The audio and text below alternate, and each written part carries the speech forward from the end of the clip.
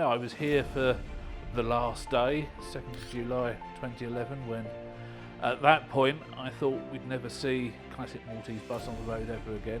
You know, those we've talked to, you know, some, like you're doing here today talking to me, we film. It doesn't matter whether they're 100% true or not. It's what makes an industry, and it's the sort of thing you will never find in an official document anywhere.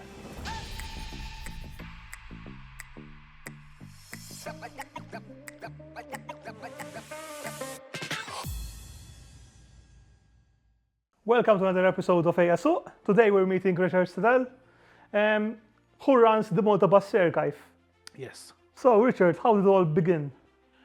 Well, let's go back to the very beginning. I'm reliably informed by my parents that basically the first word I said when I was a baby was bus. Apparently they were out taking me in the pushchair and a bus went past me. A bus, a bus. They got no idea why, because there was no history of anybody in the family working for buses or anything. And the in-joke in the family is the fact that actually I was swapped with another baby at the hospital. But yeah, I've always been interested in buses, and over the years that's kind of sort of spread geographically. I started off with just the buses that ran around the town I came from, Medway Towns in England. And then slowly but surely, by the time I was a teenager, I was interested in buses throughout the UK.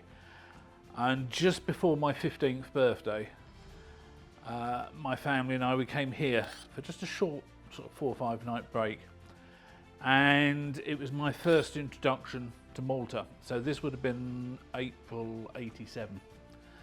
And just at that point, you'd got a number of ex-British buses and coaches were arriving here, and they had been for a couple of years to sort of start to replace some of the older vehicles in the fleet.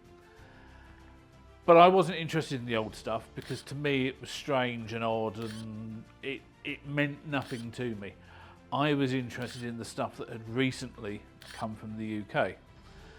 But by the end of the trip, I'd kind of sort of ridden on a few of the old buses and agreed, yes, they were something a bit different. But again, as I say, I knew virtually nothing about them. And that's how it stayed for a couple of years.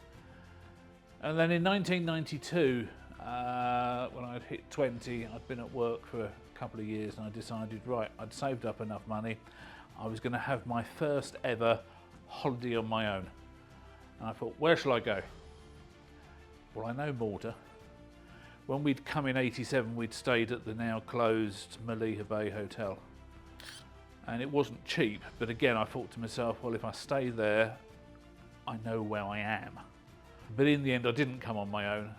A work colleague had been knocked off his bike and done all his knee in, and he was off work for about 6 months, and he was just getting ready to go back to work, but he was quite understandably sort of quite depressed and things. So I said, well, look, come to Malta with me. It's the one time I've really done a lot of the tourist things. We did a boat trip around the island and that sort of thing.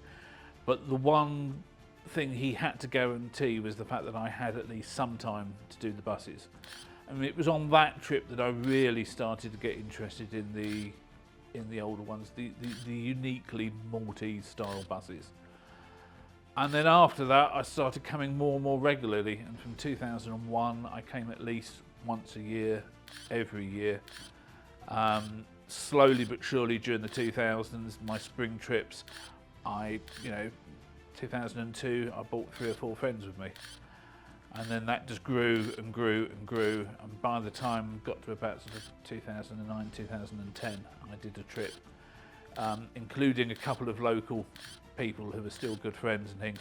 We had over 40 people, and you can imagine trying to organise all of that. What I used to do was, we'd come for a week. We'd have some days where people could go and do whatever they wanted, and then some days we did organised trips. We'd hire a bus or coach, and we'd go and do sort of specific things. We'd have 2 days where we did stuff on the main island, and 1 day we went over to Gozo, and sort of finding things that were tucked away in garages and that sort of thing. So And yeah, it kind of sort of grew from there. I was here for the last day, 2nd of July 2011, when at that point I thought we'd never see classic Maltese bus on the road ever again. But by then I'd started doing research into the old buses. Back in the UK, you get a lot of groups of bus fans, bus enthusiasts, either looking at a particularly local area or nationally or even occasionally sort of internationally. And there had been people coming from the UK since the mid-70s who had been doing research. One case, one guy literally crawling under buses trying to look at the chassis to work out what they were and things. So you'd got a set of notes, but there was still an awful lot of gaps and things. And then somebody wrote an article for a magazine to say that they had been given permission by what was then still ADT, now Transport Malta, to look at, for one particular bus, the official vehicle file to try and work out its history and things. And I kind of went, oh, if there are these files, they might help fill in some of the holes. So on one of my trips over, I made an arrangement to go and see the senior manager at ADT's licensing department, which at that point was still in the ditch at Floriana. And he was half Maltese, half British. And when I walked into his office, he'd got a picture of an old Glasgow bus sitting on his wall. And I thought, I stand half a chance here. This guy, obviously, he's going to understand the angle that I'm coming from. So I sort of said to him about what I wanted to do and how it was the vehicles I was interested in, not at that point particularly the people. And he said, okay, if you're just making notes about the vehicles, you're not making notes about who the owners are, where they live, because there were copies of wills and things like that in the file. So I said, no, not interested in any of those, just the vehicles. And he said, okay, away you go. And then over, I used to come for at least 2 weeks, normally just before Christmas. And I'd spend the vast majority of that 2 weeks from sort of 7:30 in the morning till sort of 3:30, 4 o'clock in the afternoon, often tucked away in a room with no windows, slowly but surely going through all these vehicle files. And they took a bit of time to get used to what you were reading. Normally the oldest paperwork, if you were lucky, dated back to the 1930s. Now, as you know, it's a case of, especially the buses, when one bus was replaced by a new one, the new one kept the number from the old one. So what you ended up with is, instead of separate files for each generation of a particular number, on the whole they all got put into one big file. So you then had to be very careful as you went through it. You literally had to go through document by document. I've always said a lot of the research that I do is a bit like trying to do probably several jigsaw puzzles all at one time. All the pieces are mixed together from those puzzles. You don't know what the pictures are, and you've just got to slowly but surely, and every now and again you get a bit that really helps connect two bigger sections together, and all of a sudden the whole makes a lot more sense and things. And then about 7 years ago, my employer in the UK was looking for volunteers to go on early voluntary redundancy. And I'd been talking to a couple of people over here at the university up at the National Archives, and they'd said that they were going to be merging their oral history projects together to form Memoria, which would be run from the National Archives with support from the university. And that one of the subjects that they were seriously looking at covering was the bus industry. By then we were talking, so that was end of 2016 I had those conversations. And by then the old buses had been gone for 5 years, and a lot of people were beginning to realise they lost an important part of Maltese culture, something that said to people, especially people from overseas, this is Malta. And I kind of sort of came back over, did a little presentation to them and said, well, look, if you're going to include the buses, you need someone who knows something about the industry and the history of the industry. That's me. And December 2017, I moved here. It was already feeling like a second home anyway. And yeah, I started work initially a couple of days a week at Transport Malta, still going through the old files, a couple of days a week at the headquarters of the National Archive, starting to go through some of the documentation they'd got, still pulling it all together slowly but surely. And now I've got most of the vehicles done. So it's now sort of looking more at, especially the people, because as with any industry, it's the people that makes it, it's the stories they've got to tell. So now we're sort of slowly but surely starting to talk to them. Even the funny stories, Rich. It's like, yeah, you know, we've been very lucky that, you know, those we've talked to, you know, some like, you know, you're doing here today talking to me, we film. A lot we just don't have the time to sit down and formally film people, so I go along and just talk to them, make some notes and things. But we've been told some fantastic stories. We've been told stories like how, you know, at one particular village, so that the bus could get away critically a minute or two early, so that they could then get first dibs at picking up passengers halfway down the route. They bribed the sacristan of the church to change the clock, literally by just a minute or two.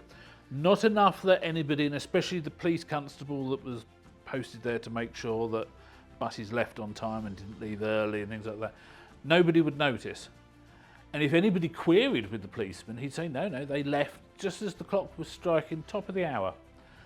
But of course it was a minute or two before top of the hour, so they got to the halfway point before the other bus, just by that minute or two.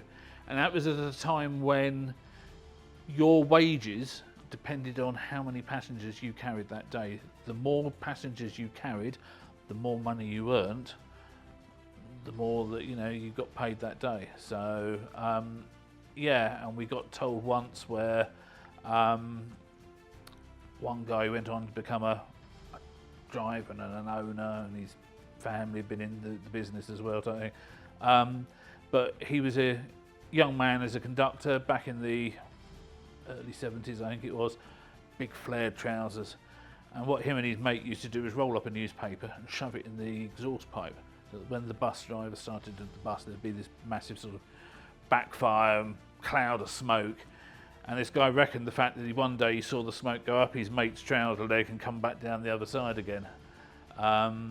Just little stories like that. It doesn't matter whether they're 100% true or not. It's what makes an industry, and it's the sort of thing you'll never find in an official document anywhere.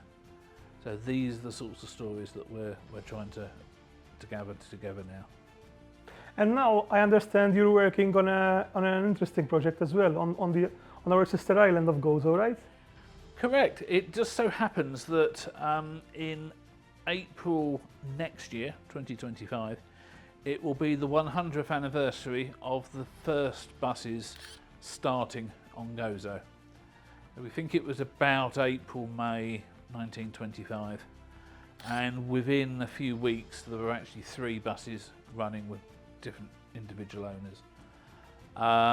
So what we're planning on doing is holding a centenary celebration. Very early days yet, but what I'm hoping is the fact that probably once Easter's out the way next year, because Easter's not until kind of middle of April. But what we'll do is we'll have an event across a weekend over on Gozo, get some old buses there, chance for people to have a ride on them, to see them and things. I've committed myself to writing a book that will be the definitive history of buses on Gozo. My intention is to try and find as many photographs of the buses that have run there as possible. Now, more modern day, that's not a problem. You know, I've taken hundreds, thousands of photographs on the island, as have other people. It's the earlier photographs, especially pre-1950. So if there's anybody out there with photographs, even if it's just, I don't know, a photograph of Tapinu, and in the background you can see a bus. Anything like that can help really kind of sort of identify things and stuff. So I would love to hear from anybody who's got photographs, documents, tickets, timetables, maps, notices, anything really that is to do with buses on Gozo. What we'd love to do is, if you've got originals, is to be able to sort of scan them, and then they can be used for reference when I come to do the book. So, but yeah, watch this space regarding what's going to happen. I need to start to talk to ministers and local councils and bits and pieces over the next couple of months to start to really plan this whole thing.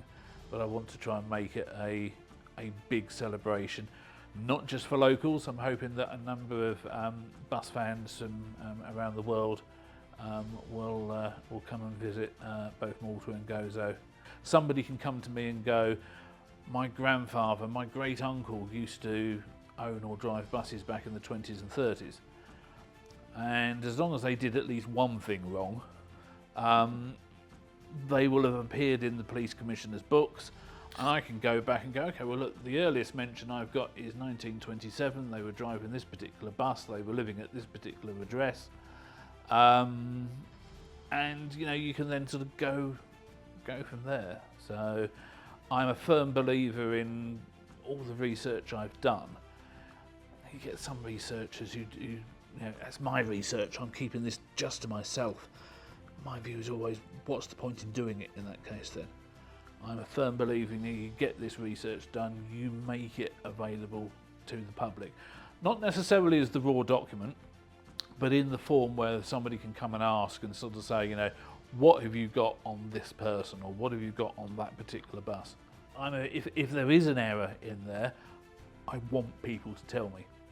Again, you get some people going, I don't want to know if my stuff's wrong, you know, don't tell me. Yeah, it's important, I want to know, because I want what is there to be correct. Because once I'm dead and buried type thing, I want something that is there for future generations to use as a research tool. And if there's anyone out there as well who had their family in the bus industry, they can join the Malta Bus Archive, which is a group. Yes, so Malta Bus Archive is a project that sits within Memoria at the National Archives, but I've also set up a Facebook page where not only do I post sometimes some of the research on results of some of the research and things, but there's a chance for if people have got photographs, maybe they want to they're trying to sort of work out what a particular bus is, or yes, you know, it's a case of here's a picture of my father's bus, what do we know about it and things, and it's a chance for you know, me to provide some information, other people to provide information as well. Always happy to hear from anybody who either they themselves used to work in the bus industry, or if that particular person's sadly no longer with us and their children or even grandchildren, you know, remember stories they've been told and want to share those. If they've got photographs, if they've got documents, again, photographs of the people. Now again, we're lucky at the National Archives, we've got old passport applications, and from 1916 onwards that included a photograph of someone. Now they're currently open to the public up until for a period of 70-year closure period. So this year we're up to 1953. Once we get to the end of 2024, we can then have 1954's records open as well. So that's given me a chance to get some pictures if, you know, someone who, you know, when they were young went to go and work overseas in the 20s and 30s and then came back and worked in the bus industry. that that you know, crucially gives us a picture of somebody. But there's a lot of people who they didn't do that. So if families have got photographs of the people, again, I'm a firm believer of if we've got a name, if we've got some details, great to have a photograph to go there with it as well, because that really helps, you know, kind of sort of cement things together. Ideally what I want to do is what I call a mini biography, often just a one-page A4 document. Photograph of someone and some just brief details about what they did in the bus industry. Did they own a bus? Did they drive a bus? Did they conduct a bus? Did they build a bus? That sort of thing. Perfect. Amazing, Rich, and keep it up. Thank you very much. And thank you for being here today. Anytime. Always happy to help. Thank you.